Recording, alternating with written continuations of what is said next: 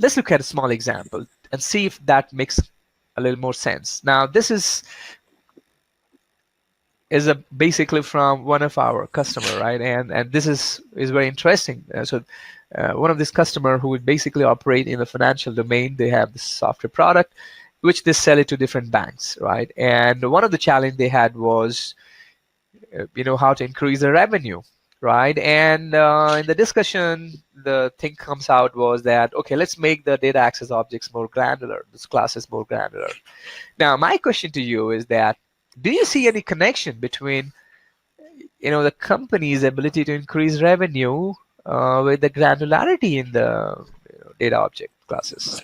And you might make some guesses, right? You may, or it might help in better agility, or somebody could say, okay, it kind of help me to do more storage or more faster transactions, whatever, right? And you can have a lot of these kind of but the point I'm trying to bring out here is that you can see that there's a huge gap between saying that this is increasing revenue and do something at implementation, right?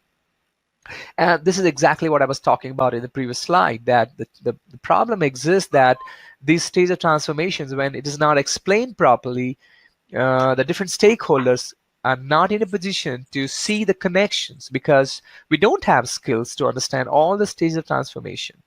Now, in this specific case, let's look at what happened, right? What was intended and how did we arrive at and what are the connection between, in other way, what are the transformation stages? So basically what was happening was, in this case was, the most of the customers said to the sales and pre-sales guys that, guys, you got a great functionality in your software, but what it lacks is ability to create and change its user interfaces quickly, because the banking and financial sector is one, just like healthcare, is being used by people from all this walks of life, right? So you want to make things which is easier, faster, and things are changing on a regular basis. So they said, if you can change your UI, look and feel and access channels on a regular basis, we would be very keen to look at your software. So they said, okay, we're going to increase revenue. So there are two important factors that we are trying to address. The one was reduce the operational cost, and the second one is increase the customer volume, right? Now, how do I increase the customer volume? So, okay, we should have a way to improve the user interface, adjust it, make the necessary changes very, very quickly.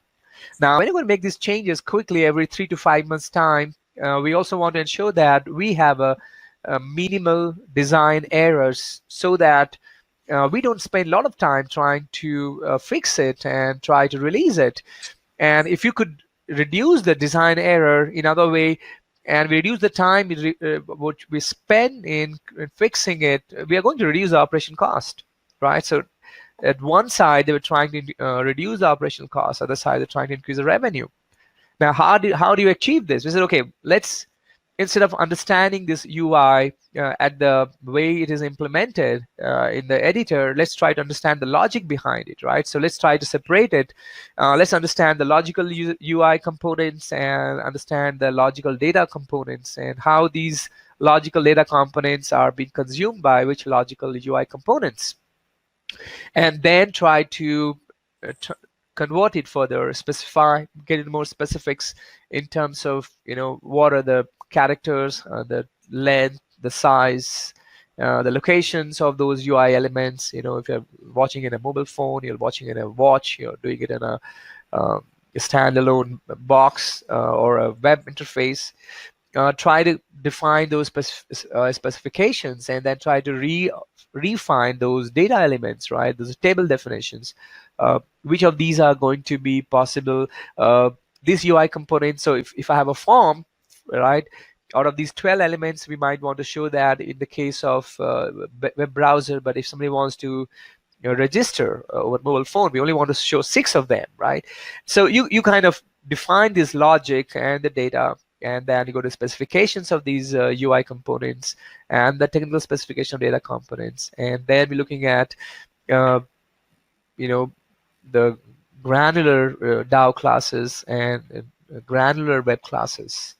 Now, what you could see here is that there is a connection between now the granularity in the DAO classes and the increase in revenue. Now, this is such a big problem today. In fact, some of you must be wondering, my goodness, this is happening every day.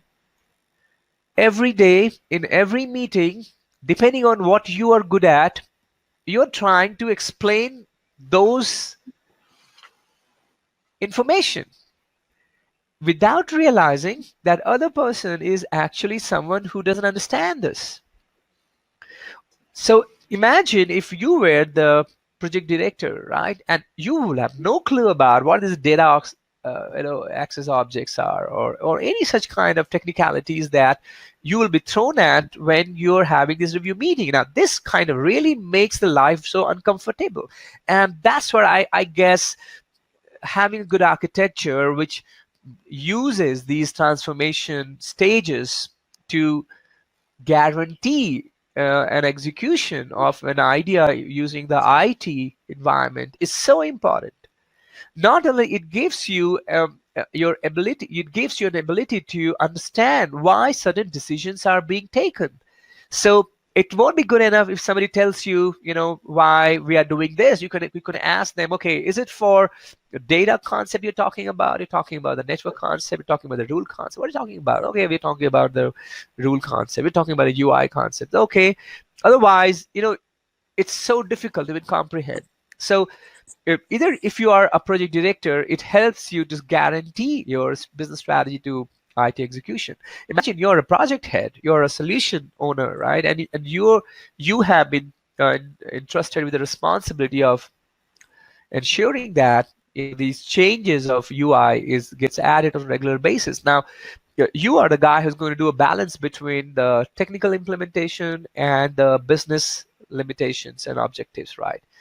Or if you are a programmer, you're a technical implementation member of a technical implementation team, you must know what is driving, because remember, if you are doing something, you're implementing something, you're trying to optimize something, you rewrite something, what's going to happen is, in absence of knowing the objective, guess what's going to happen? Often you will have the frustration that why you have been asked to change, right?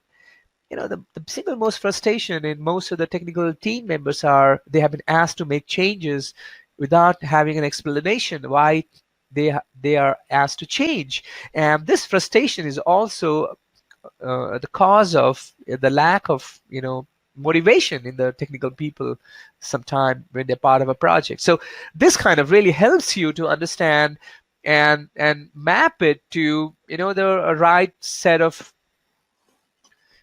different perspectives. And each of these descriptions that you see here is aimed at different stakeholders, right? And this kind of really enhances your ability to translate your digital business strategy to digital IT execution, making it operational. And in other way, what could take you 6 to 8 months. Now, this is some really profound, because we are talking about an idea to execution which could take around 6 to 8 months.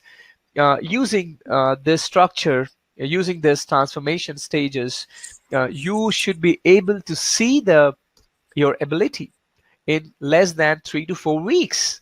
You can test it, and instead of wasting important and serious money and serious time in trial and error, you can actually do a very fast prototype in 2 to 3 weeks. Go through all the stages, and you can figure out whether this operational idea is really what you're looking for, or you want to make some changes.